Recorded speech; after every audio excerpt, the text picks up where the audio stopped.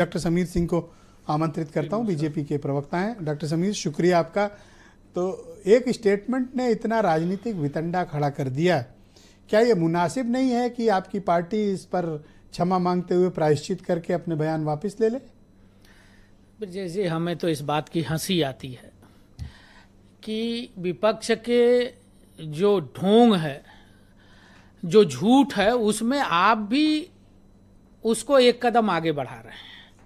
मैं इस नाते कह रहा हूं कि देखिए आपका ये मंच पहला राउंड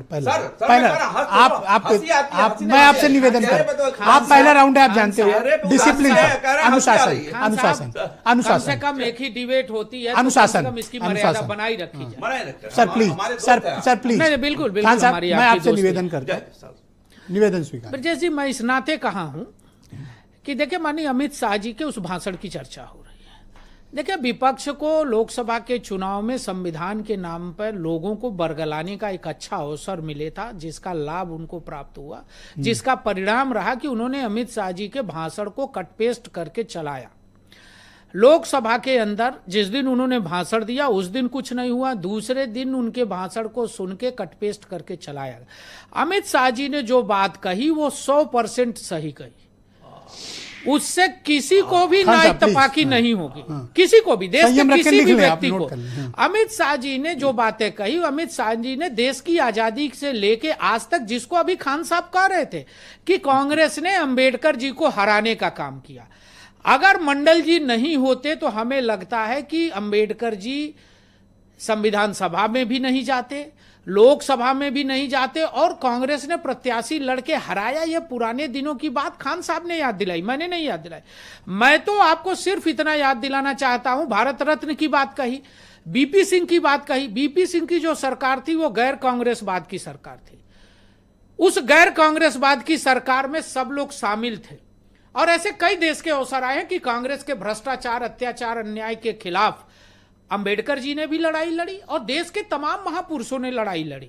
आप सुभाष बाबू के ले लिए, मैं तो अच्छा मानता हूं ब्रजेश जी कि विपक्ष इस पर चर्चा कर रहा है और अंबेडकर जी पर चर्चा हो रही है। अंबेडकर जी किसी भी एक पॉलिटिकल पार्टी के थाती नहीं है, मैं खुल के कह रहा हूं। अंबेडकर जी देश के हैं, समाज के हैं, भारत में निवास करने वाला प्रत्येक व्यक्ति, मेरे भी हैं। अब मैंने अगली डिबेट में आपसे कहा था, उनके लिए भगवान नहीं, भगवान से भी ऊपर का दर्जा है अंबेडकर जी को। देखिए मैं ये बात मानता हूं कि सनातन में हर व्यक्ति को, मैं हिंदू मुसलमान की बात नहीं करता विजय जी, धर्म में पूजा स्थल हो सकता है, पूजा की विधि अलग हो सकती है। हम हिंदू हैं, हम दुर्गा को मानते हैं, शंकर को कुछ लोग मानते हैं, कुछ लोग काली को मानते हैं, कुछ लोग हनुमान को मानते हैं, कुछ लोग डीह बाबा की पूजा करते हैं, विभिन्न देवताओं, 36 करोड़ देवी देवताओं की पूजा करते हैं, वो उनके भगवान है। लेकिन अंबेडकर जी ने जिस विपरीत परिस्थिति में, जब देश की आजादी के साथ कांग्रेस के नेताओं ने अंबेडकर जी के साथ अत्याचार, अन्याय किया था, तब भी अंबेडकर जी हिंदुत्व के साथ खड़े थे, सनातन के साथ खड़े थे, और भारत पाकिस्तान के बंटवारे का विरोध किया था उन्होंने। उनको मंडल जी ने अपनी जगह पर इस्तीफा देके भेजा था।